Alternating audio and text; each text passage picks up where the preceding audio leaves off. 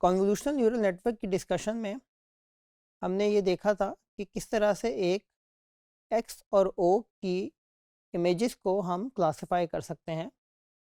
उस क्लासिफिकेशन के दौरान हमने एक कॉन्वोल्यूशनल न्यूरल नेटवर्क बनाया था जिसके अंदर कुछ फ़िल्टर्स थे, कुछ पूलिंग लेयर्स थी, कुछ फुली कनेक्टेड लेयर्स थी।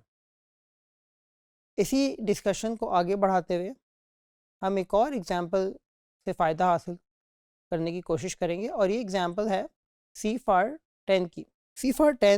CFAR10 एक इमेज क्लासिफिकेशन का डेटा सेट है।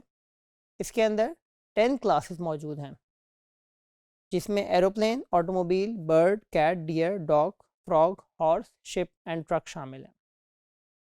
इस एग्जाम्पल के अंदर हम एक 10 क्लास क्लासिफायर बनाने की कोशिश करेंगे और ये 10 क्लास क्लासिफायर एक कॉन्वोल्यूशनल न्यूरल नेटवर्क होगा। हम अपने इमेजेस को उन कॉन्वोल्यूशनल न्यूरल नेटवर्क से गुजारेंगे और उस कॉन्वोल्यूशनल न्यूरल नेटवर्क की मदद से हम इन्हें क्लासिफाई करने की कोशिश करेंगे। इस एग्जांपल में हम ये देखेंगे कि किस तरह से मुख्तलिफ फ़िल्टर्स ट्रेन होते हैं, किस तरह से उनकी वैल्यूज़ अपडेट होती हैं, किस तरह से उनके ग्रेडियंट्स चेंज होते हैं और इस प्रोसेस के दौरान किस तरह से classifier Aahista Aahista correct classification करना सीखता है।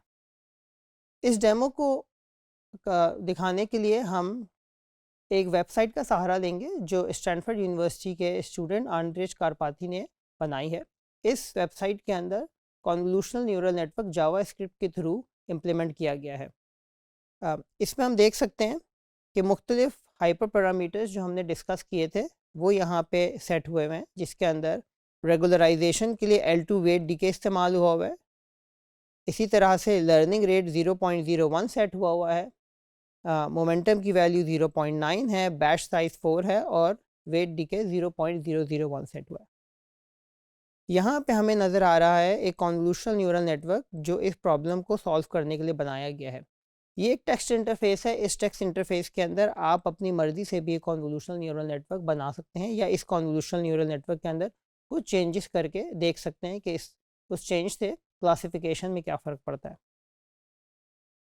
CFAR10 के इमेजेस 32 बाय 32 पिक्सल्स के हैं और ये कलर्ड इमेजेस हैं, यानी 32 बाय 32 के 3 चैनल्स हैं, रेड, ग्रीन और ब्लू। इसी वजह से हमने यहाँ पे इनपुट डिफ़ाइन किया जिसमें हमने कहा है कि आउटपुट की साइज़ X में 32 है, Y में भी 32 है और उसकी डेप्थ 3 है जो 3 चैनल्स को रिप्रेजेंट कर रही है। इस कॉन्वोल्यूशनल न्यूरल नेटवर्क की पहली लेयर के अंदर हमने कॉन्वोल्यूशन अप्लाई करी है 5 बाय 5 के फ़िल्टर से और हमने टोटल 16 फ़िल्टर्स इस्तेमाल किए हैं। स्ट्राइड 1 इस्तेमाल करी है और पैडिंग 2 इस्तेमाल की है।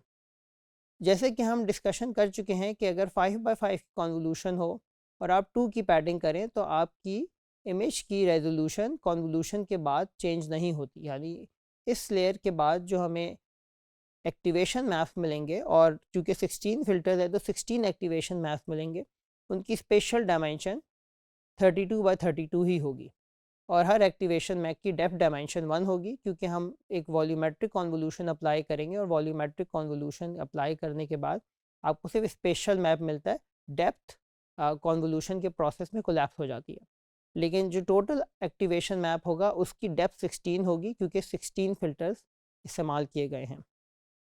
यहाँ पे हम रिलू एक्टिवेशन इस्तेमाल कर रहे हैं। इसके बाद जो लेयर है वो पूलिंग लेयर है, 2 बाई 2 की पूलिंग है और उसके स्ट्राइड 2 इस्तेमाल की गई है, यानी आपका इमेज हाफ साइज़ का हो जाएगा। 32 बाई 32 का इमेज पूलिंग के बाद 16 बाई 16 हो जाएगा। इसके बाद अगली लेयर में दोबारा से 5 बाई 5 की कॉन्वोल्यूशन है, 20 फ़िल्टर्स इस्तेमाल किए हुए, स्ट्राइड 1 है और पैडिंग 2 है, यानी कि 16 बाई 16 की स्पेशल रेजोल्यूशन मैनेज रहेगी और यहाँ पर भी रिलू एक्टिवेशन है। इसके बाद अगेन एक पूलिंग लेयर है with size 2 by 2 and STRIDE of 2, तो अगेन 16 बाई 16 से आपकी डायमेंशन 8 बाई 8 हो जाएंगी और उसके बाद फिर एक और कॉन्वोल्यूशन है 5 बाई 5 की 20 फ़िल्टर्स के साथ, स्ट्राइड 1, पैडिंग 2 और विद रिलू एक्टिवेशन। आखिर में एक और पूलिंग लेयर है जो 8 बाई 8 की डायमेंशन को 4 बाई 4 कर देगी और उसके बाद हमने एक फुली कनेक्टेड लेयर लगाई है जिसके अंदर 10 न्यूरॉन्स है। 10 इसलिए है क्योंकि हम 10 क्लास क्लासिफिकेशन करना चाहते हैं और चूँकि हम हर क्लास की प्रोबेबिलिटी कंप्यूट करना चाहते हैं यानी हमें ये पता चले कि हॉर्स होने की क्या प्रॉबिलिटी है इस इमेज में, कैट होने की क्या प्रॉबिलिटी है, डॉग होने की क्या प्रॉबिलिटी है, एंड सो ऑन। इस वजह से हमने सॉफ्ट मैक्स का एक्टिवेशन फंक्शन या सॉफ्ट मैक्स की लेयर इंट्रोड्यूस करवाई है जो हमें 10 डिफरेंट प्रॉबिलिटीज़ प्रोवाइड करेगी। अब इस लेयर्स की एग्जीक्यूशन को हम यहाँ देखते हैं। तो यहाँ पे 32 by 3 का एक इमेज मिल रहा है उसे। इस इमेज के ऊपर हमें इसकी एक्टिवेशन नज़र आ रही है। ये एक्टिवेशन, जैसे कि यहाँ पे हॉर्स का इमेज है, इसकी एक्टिवेशन एक ये विजुलाइजेशन क्या है, यहाँ पे हम देखते हैं 32 by 16 का एक्टिवेशन मैप हमें मिलता है फर्स्ट लेयर के बाद। जब 16 फ़िल्टर्स अप्लाई हुए थे इनपुट इमेज पे, तो उन 16 फ़िल्टर्स का रिज़ल्ट हमें यहाँ नज़र आ रहा है। इन 16 फ़िल्टर्स के रिज़ल्ट को जब इसके ऊपर ग्रेडियंट्स कंप्यूट होते हैं बैक प्रोपोगेशन में, वो ग्रेडियंट्स की वैल्यू यहाँ नज़र आ रही है। ये ग्रेडियंट्स हमें ये बता रहे हैं कि फ़िल्टर के वेट्स किस तरह से अपडेट होंगे। यहाँ पे हम ये देख रहे हैं कि चूँकि हमारे पास पहली लेयर के अंदर 5 by 3 के फ़िल्टर्स हैं, तो उन फ़िल्टर्स के वेट्स हमें यहाँ नज़र आ रहे हैं। यानी जो फ़िल्टर्स अप्लाई हो रहे हैं, जो फ़िल्टर्स कन्वॉल्व हो रहे हैं इनपुट इमेज से, वो यहाँ शो किए गए और उनके ग्रेडियंट्स भी यहाँ मौजूद हैं जो बता रहे हैं कि ये फ़िल्टर्स अगली आइट्रेशन में या अगली बैक प्रोपोगेशन में किस तरह से अपडेट होंगे। फिर रीलू एक्टिवेशन में हमने ये डिस्कस किया था कि रीलू नेगेटिव वैल्यूज़ को ज़ीरो कर देता है और पॉजिटिव वैल्यू को रिटेन करता है। इसलिए हम देखते हैं कि ऊपर हमें ग्रेश इमेज नज़र आ रहा था, ये ग्रेश एक्टिवेशन मैप था, यहाँ पे ये डार्क हो गया क्योंकि बहुत सारी नेगेटिव वैल्यूज़ को उसने ज़ीरो कर दिया और सिर्फ इम्पॉर्टेंट फीचर्स यहाँ रह गए हैं। इसी तरह इसकी एक्टिवेशन मैप है। इसके बाद पूलिंग से साइज़ हाफ हो गई है, यानी 32 by 32 से हम 16 by 16 पे आ गए हैं। पूलिंग के बाद एक और कॉन्वोल्यूशनल लेयर है जिसमें 20 फ़िल्टर्स है, तो यहाँ पे हमें 16 by 16 के 20 एक्टिवेशन मैप्स नज़र आते हैं, 20 ग्रेडियंट्स नज़र आती हैं। और उसके बाद जो 5 by 5 की कॉन्वोल्यूशन है, चूँकि इससे पहले 16 फ़िल्टर्स थे, तो अब जितने भी फ़िल्टर्स होंगे वो 5 by 5 की स्पेशल साइज़ के होंगे, लेकिन उनके अंदर 16 चैनल्स होंगे या उनकी डेप्थ 16 होगी। तो यहाँ पे हम देखते हैं कि ये ब्रैकेट के अंदर एक फ़िल्टर रिप्रेजेंट किया गया जिसके अंदर 16 डिफरेंट 5 by 5 की मेट्रिसेस हैं, यानी ये 5 by 5 by 16 का एक फ़िल्टर है।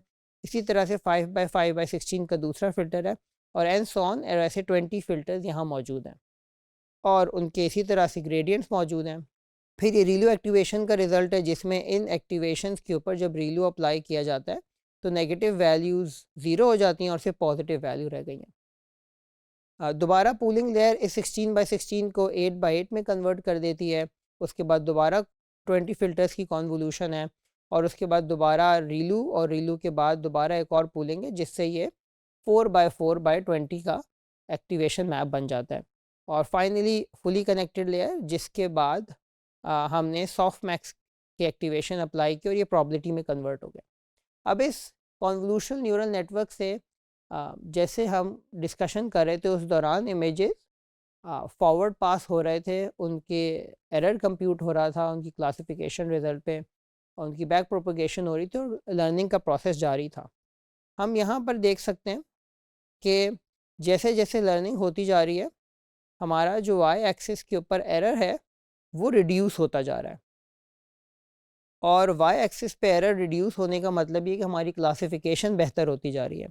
तो अब यहाँ से एक कैट का इमेज फॉरवर्ड हुआ है और यहाँ पे मुख्तलिफ इमेजेस के ऊपर जो हमारा वैलिडेशन सेट है उसके ऊपर हमें रिजल्ट्स नज़र आ रहे हैं। हम देखते हैं कि कैट को उसने फर्स्ट प्रॉबिलिटी कैट दी, इसी तरह से इस केस में सेकंड प्रॉबिलिटी कैट दी है, इस केस में प्लेन को फर्स्ट प्रॉबिलिटी एयरप्लेन ही दी है।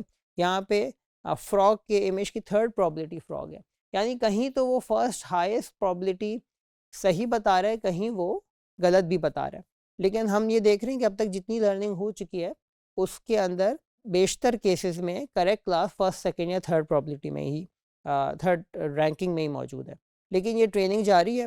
ट्रेनिंग के दौरान वो 200 टेस्ट इमेजेस के ऊपर हम रिज़ल्ट भी विजुलाइज़ करें और हम देख रहे हैं कि बहुत सारी इमेजेस को हमारे कॉन्वोल्यूशनल न्यूरल नेटवर्क ने सही क्लासिफाई करना शुरू कर दिया है।